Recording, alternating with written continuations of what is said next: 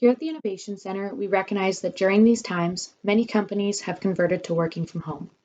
With all the distractions in a home environment, it can be difficult to stay motivated and on task. So we have created a few tips that are helping us to stay motivated while working from home ourselves. Hi, it's Kendall here with the Innovation Center. So I just wanted to take a second to share with you one of my tips that I use when I'm working from home. So when I'm working from home, I try to create a dedicated area that I use for work, whether it be an actual office or just a specific area of the house.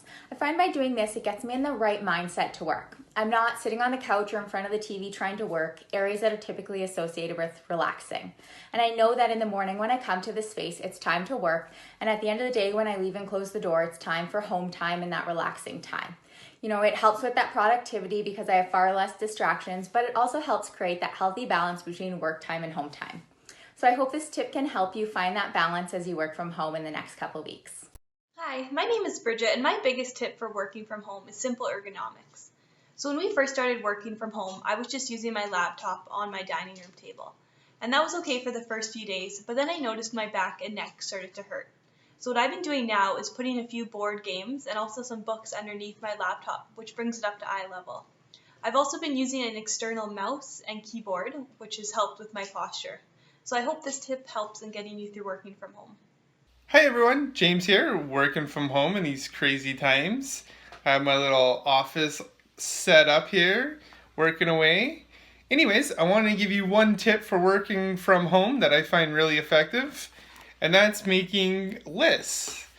I find that it really keeps me on task as I go throughout the day, what I need to do now, what do I need to do next, and it's also fun to cross things off when you're done them. So anyways, that's my tip. So stay safe and hopefully see you in the office soon. Hi, it's Judy working away from home. I got 3 pieces of advice. One is make sure you keep drinking lots of tea. My second piece of advice is try to break your day up into small pieces, small sections so that you can stay motivated. And my third piece of advice is go outside and get some exercise. Hello, everyone. My name is Jeff Cool. I'm the Director of ICT at the Northwestern Ontario Innovation Centre. And we at the Innovation Centre wanted to share our tips and tricks for helping you work from home. I worked from home for a few years when I moved back to Thunder Bay, and my company was not doing any time tracking at the time.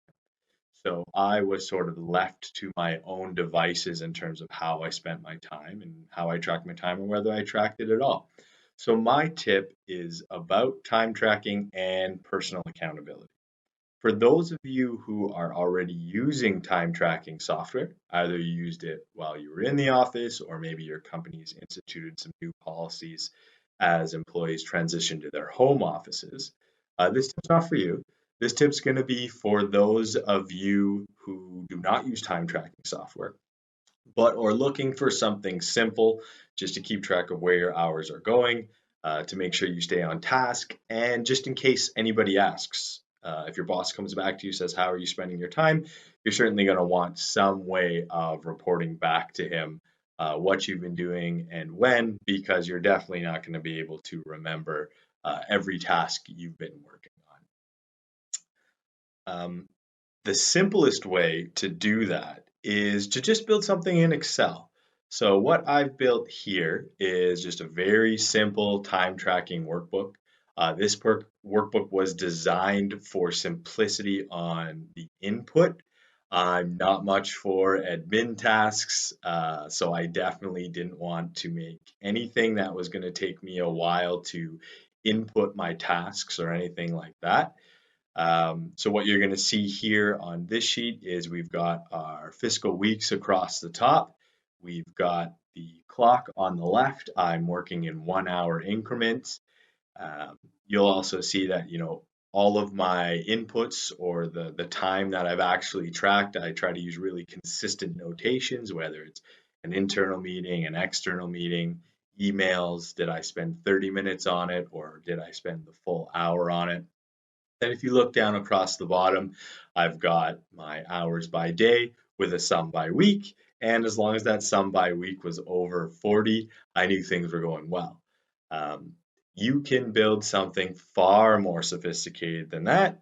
Hey, and you do you. If you want to build something with a lot of different formulas and a lot of different functions, you absolutely can.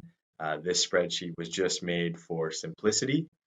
And for those of you who aren't too strong in Excel or really aren't familiar with it at all, you'd definitely be able to build this on your own. It's really, really easy. There's nothing more complicated than putting in a sum formula or putting in a +1 to get your calendar moving from one row to the other. You'll also see that I've added some color coding just as a way to keep track of what might have been going on. So whether I was on vacation or whether I was traveling offsite to meet with some clients, different color codes for stat holidays, for appointments that took me out of the office, things like that.